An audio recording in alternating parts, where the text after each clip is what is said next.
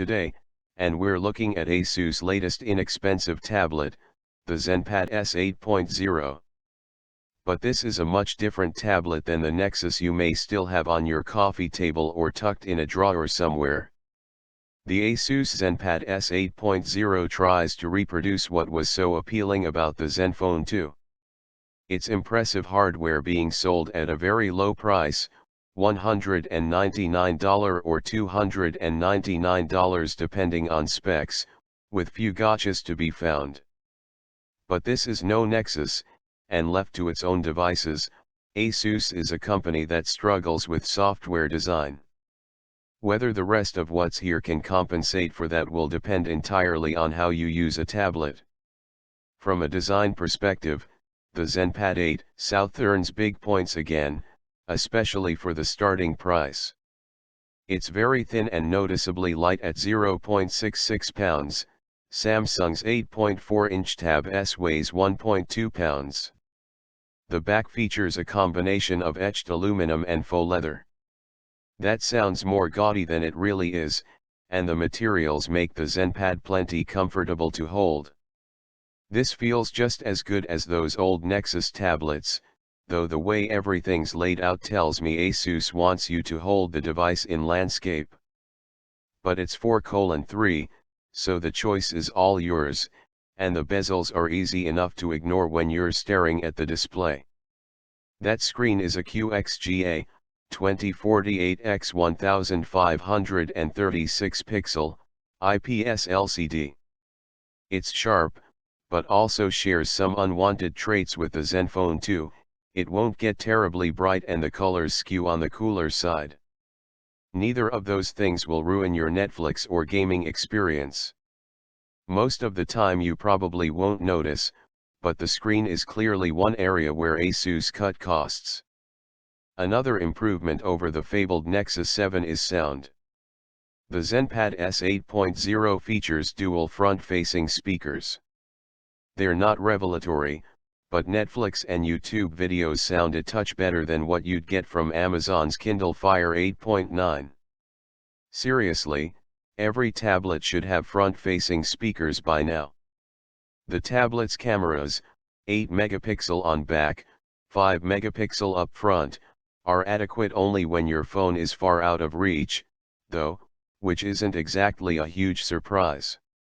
Depending on which model you get, the ZenPad includes 16GB, 32GB, or 64GB of built-in storage with support for microSD cards up to 128GB. For charging, Asus opted to go with USB Type-C, a choice that's more hassle than convenience for the first smartphones that made the same leap.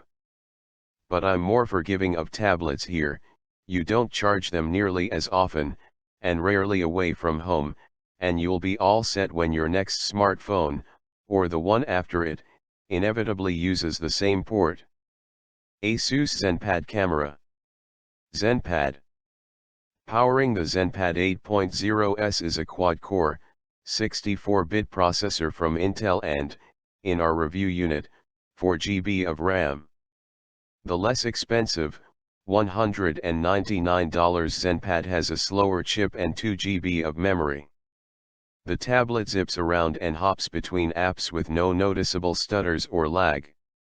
It'll load games quickly, but I've seen some concerning issues during extended sessions. The ZenPad seems too cautious about overheating, and as a result it'll sometimes hijack control of screen brightness to keep things in check. But it never really felt overly warm when these warnings popped up, so I'm hoping Asus will address this with a software update. The ZenPad doesn't offer quick charge, nor can you top it off wirelessly. But its endurance matched the 8 hours that Asus is promising, and it'll go way longer with intermittent or casual use. That's how most people tend to use tablets, after all. Most of this crud can be disabled or uninstalled entirely, and even if you leave the unwanted extras alone, the ZenPad still performs strongly. But this is where Android tablets really splinter with Google's own products like the Nexus 9, which comes with apps that people actually enjoy using. You'll never open half the stuff loaded on the ZenPad, and it's an ugly situation I assume is mandated by Asus business partnerships. But let's not let Google off too easy. Android tablets regardless of cost have progressed at a snail's pace in recent years. Android Lollipop remains an underwhelming tablet OS now just as it did when the Nexus 9 shipped last year, and nothing new has been brought to the table. Google's priorities are clearly smartphones and Chromebooks, and tablets, even the good ones, seem to be languishing by the wayside. Sure, the ZenPad will run Netflix, Hulu, HBO Go, and YouTube just fine. And Google Play Newsstand or Flipboard make for a decent way of scrolling through the day's news. But so many other apps remain unchanged from what you'd get on a phone. When it comes to multitasking and productivity, companies like Samsung have had to devise their own solutions to stand out. As you might expect, Asus didn't bother with any of that for a tablet that starts at $199. There's little that'll wow you here, but we'll at least give Asus credit for meeting an impressive bar for performance and speed. The question is whether that's good enough. For tech enthusiasts willing to tinker, it might be.